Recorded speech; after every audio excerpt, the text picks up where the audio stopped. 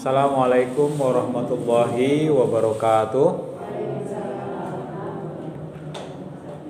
Alhamdulillahilladzi arsala rasulahu bil huda wa dinil haqq liyuzhirahu 'alad dini kullih walau karihal kafirun.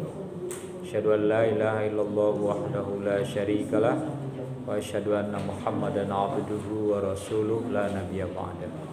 Pada kesempatan ini saya akan membawakan tema kajian kita. Ini bicara tentang rezeki ya, yaitu 4 perkara penghambat rezeki. Nah, ini 4 perkara penghambat rezeki. Jadi rezeki itu bisa terhambat ya Ibu ya. Dan rezeki itu juga bisa lancar. Makanya kita selalu dianjurkan untuk mencari rezeki dan berdoa semoga kita dilancarkan rezeki kita. Nah, dan jangan sampai kita rezeki itu seret, susah, ada yang menghambat gitu. Bahkan yang namanya rezeki Ibu ya, kalau memang belum rezeki kita makan makanan aja. Ibu makan buah mangga gitu kan, sudah diiris dengan baik gitu, jatuh gitu loh, sudah sampai di mulut, lalu kita bilang apa? Belum rezeki, jatuh ke tanah gitu kan. Jadi kadang-kadang sedekat itu pun kalau memang belum rezeki itu ya memang nggak rezeki. Atau ibu misalnya kita ada acara lalu ada door prize gitu kan, nomor kita tuh cuma 1 angka aja gitu kan. Iya, sering gitu kan. Berarti itu memang belum rezeki. Waduh, kok enggak aku ya gitu kan. Padahal sudah dekat aja 1 angka aja gitu. Nah, jadi kalau rezeki yang dekat itu memang kalau memang belum milik kita sekalipun dekat, itu memang ya bukan rezeki kita. Tapi kalau yang namanya rezeki itu jauh, kita akan bicara itu. Ya ini rezekinya anak soleh, saya nggak berangkat loh, kok saya juga dapat undian hadiah gitu kan.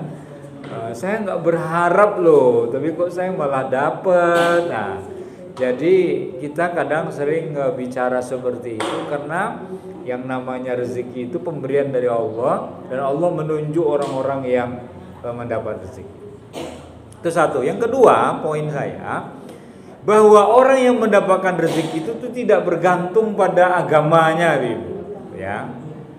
Oh, dia non muslim, agamanya ndak Islam, rezekinya seret, tidak, gitu ya. Rezeki itu sangat berkaitan dengan usaha kita, ya. Ibadahnya ya ape, sholatnya bagus, sholat tahajudnya bagus, tapi nggak pernah bekerja ya ndak akan dapat rezeki, gitu kan. Makanya rezeki itu istilahnya itu dijemput gitu ya. Jadi kita songsong, kita cari rezeki itu. Makanya kalau ada orang menunggu saja dan berdoa, ya Allah berilah saya emas berlian, lalu berharap turun dari langit, nah tentu tidak gitu ya. Kita bisa mendapatkan emas berlian, kita bisa mendapatkan uang, kita tuh harus bekerja dan mencari dan menjemput serta mengusahakan rezeki itu. Nah, jadi tidak ada kaitan dengan agama. Nah, sehingga kalau orang-orang yang ingin rezekinya itu barokah, nah itulah yang beda. Jadi kalau rezeki orang Islam dengan orang non-Islam itu tentu berbeda. Kalau kita rezeki yang kita dapatkan itu ada keberkahan di dalamnya. Kenapa? Karena rezekinya orang Islam itu kita dapatkan dengan doa kita, dengan usaha kita, dan selalu mencari ridho Allah Subhanahu wa ta'ala. Sementara orang lain kan tidak, dia bekerja ya bekerja saja. Agama lain itu kan tidak, ya sesuai agama dia silakan. Tetapi kalau kita dalam Islam itu kita selalu berdoa itu dengan rizqan halalan thayyibah. Rezeki yang halal lagi baik. Jadi tidak hanya baik tetapi juga halal. Mungkin orang lain dia tidak peduli mungkin persoalan halal atau tidaknya, ya, baik untuk tubuh atau tidak untuk tubuh dia. Kalau kita kan tidak, makanan yang kita makan menjadi rezeki bagi kita, kita pastikan halalnya. Bahkan kalau Bapak Ibu, Ibu-ibu kita pergi ke suatu tempat, kita akan pastikan, apalagi kalau tempat itu bukan mayoritas orang Islam. Nah, ini warungnya halal enggak ini, kan gitu toh. Sekarang kita akan bahas apa saja 4 perkara penghambat rezeki itu datang kepada kita. Ini kita sudah tahu Ibu, kita sudah biasa memahami ini. Cuma kita ingin tahu apa iya saya melakukan itu. Nah, ini nanti coba kita pelajari bersama-sama. 4 perkara penghambat rezeki itu. Yang pertama adalah orang yang tidak bersyukur. Nah, ini. Jadi kalau rezeki itu bisa kita dapatkan dengan mudah dan lancar rezeki itu kalau kita bersyukur. Tetapi kalau kita itu tidak pandai bersyukur dan tidak mau bersyukur, maka rezeki itu tidak akan datang dengan mudah kepada kita.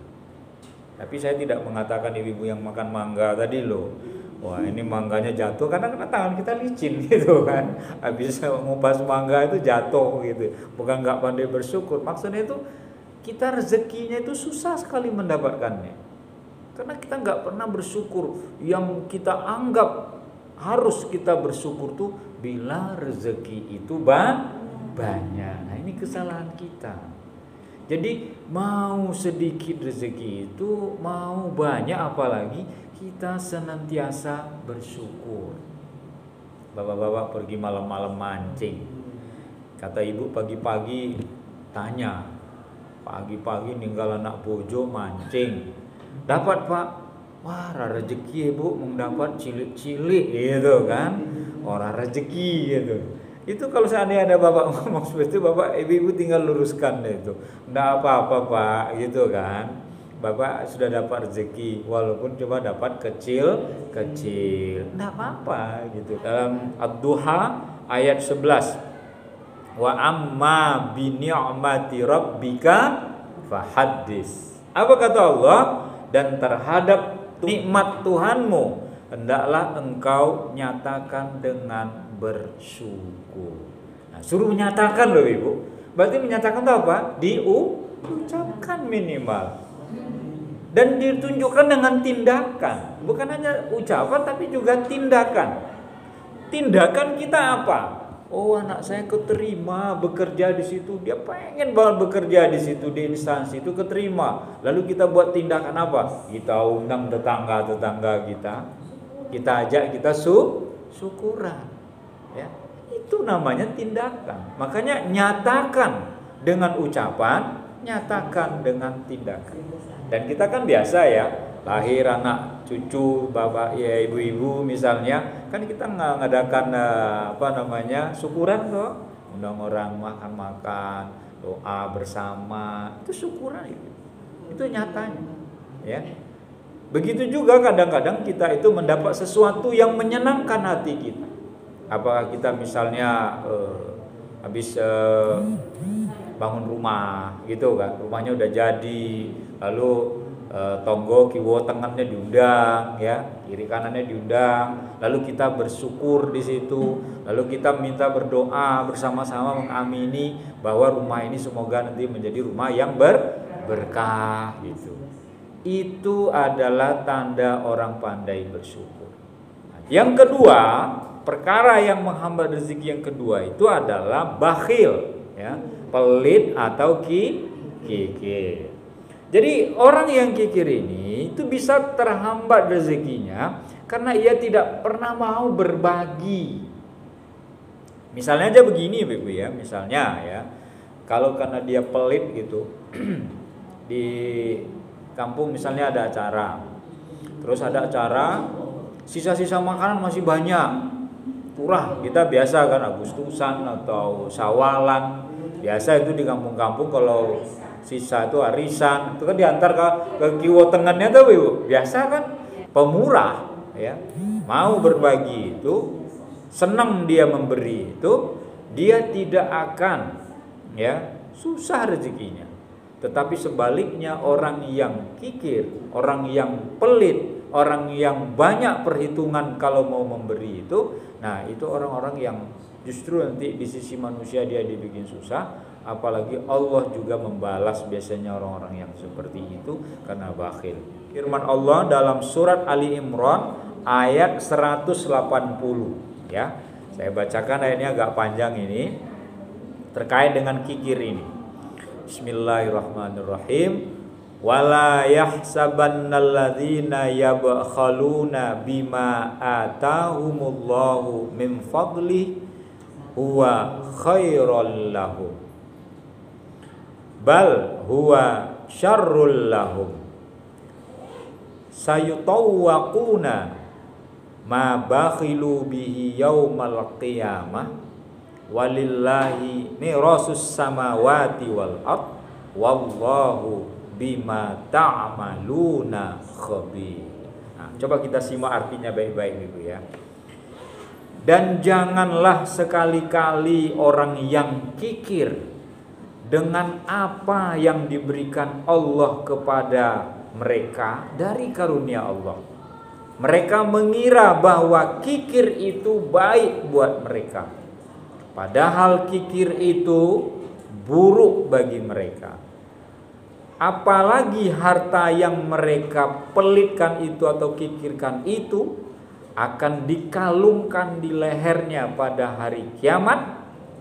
Milik Allah lah warisan apa yang ada di langit dan di bumi. Allah maha teliti apa yang kamu kerjakan. Nah, kikir itu baik apa buruk Ibu? Buruk, Allah sendiri katakan, dan kita tahu tidak baik. Dan ingat, harta kita yang banyak itu kalau kita tidak mau berbagi, itu Allah sendiri mengatakan, itu nanti akan dikalungkan, digantungkan di leher kita. Nah, kalau rumah yang digantungkan di leher gimana? Mobil nanti digantungkan, saking banyaknya harta kita.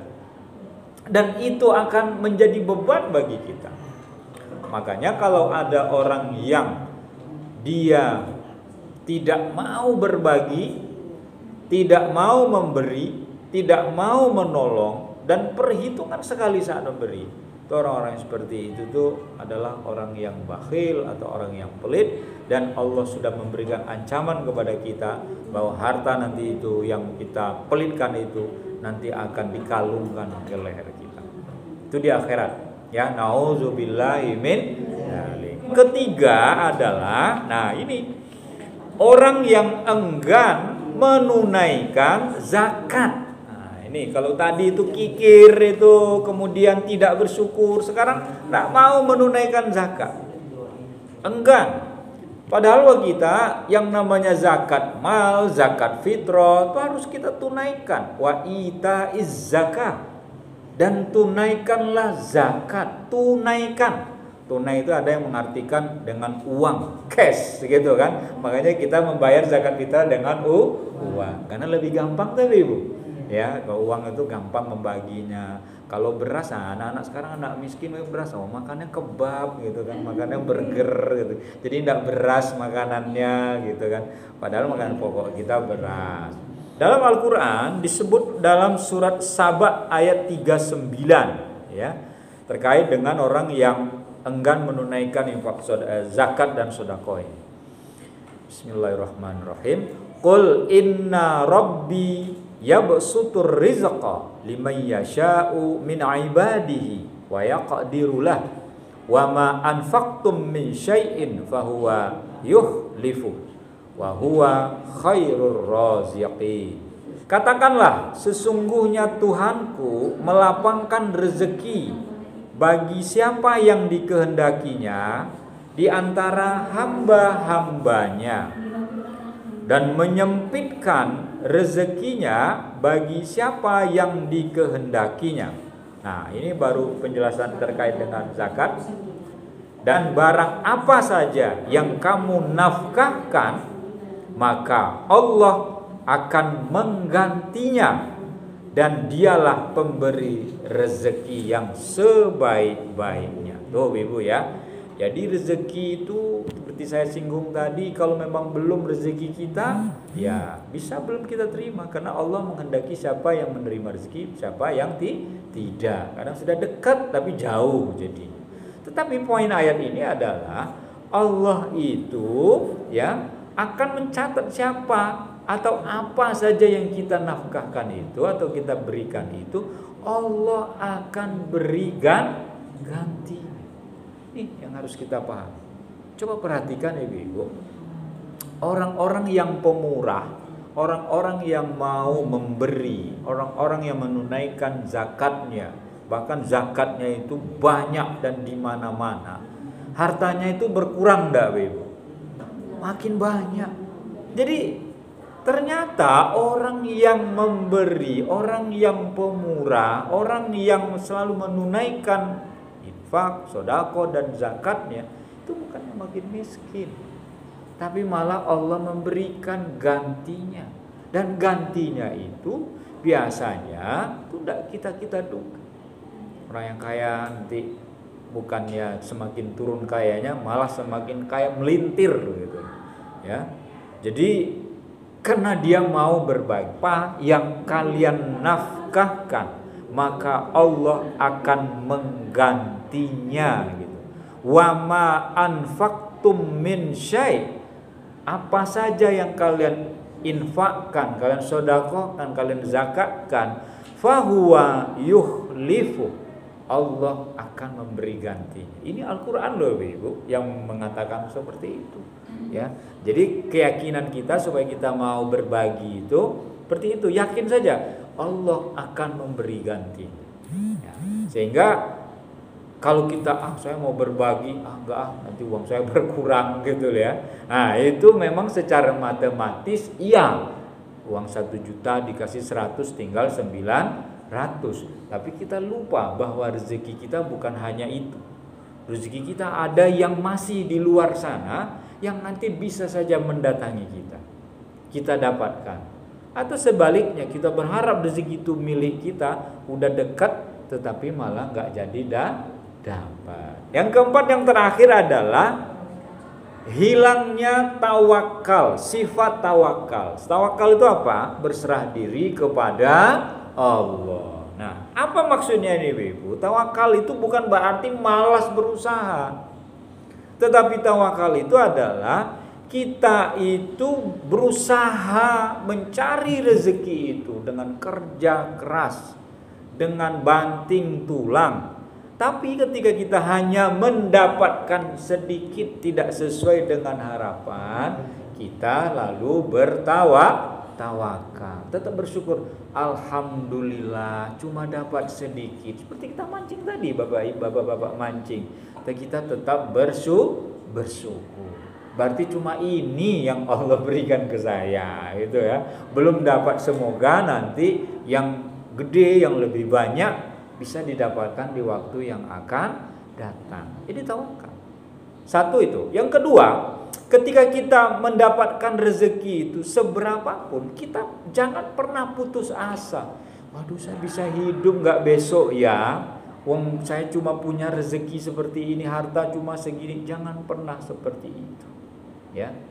Kenapa kita begitu? Cacing yang hidupnya di dalam tanah aja, dia tetap bisa hidup.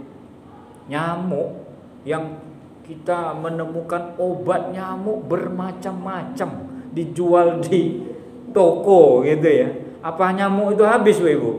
Enggak itu. Artinya dia hidup itu karena Allah memberi rezeki. Kalaupun enggak nyamuk tuh nyigit nyamuk nyamuk tuh gigit darah kita, ngambil darah kita, dia bisa kebo, dia gigit. Ya kan? Jangan dikira kebo sapi itu enggak digigit nyamuk, gigit sama nyamuk tuh. Nyamuknya lebih gede gitu loh. Nyamuk biasa nggak kuat, nyamuk biasa tuh dia paling gampang nyari kita karena kulit kita tuh tipis. Kulit kebo, apalagi kulit badak gitu ya, kulit gajah ya lebih tebal lagi gitu loh. Makanya kalau kita perhatikan Ibu, kalau kita manusia kan pakai obat nyamuk. Nah, kenapa kerbau itu dia itu berkubang gitu kan? Kenapa babi itu dia berkubang? Itu sebenarnya itu dia sedang memakai obat anti nyamuk. Nah, kita jangan ditiru, kita biar nggak nyamuk berkubang nggak gitu ya. Nah, artinya apa ini Ibu?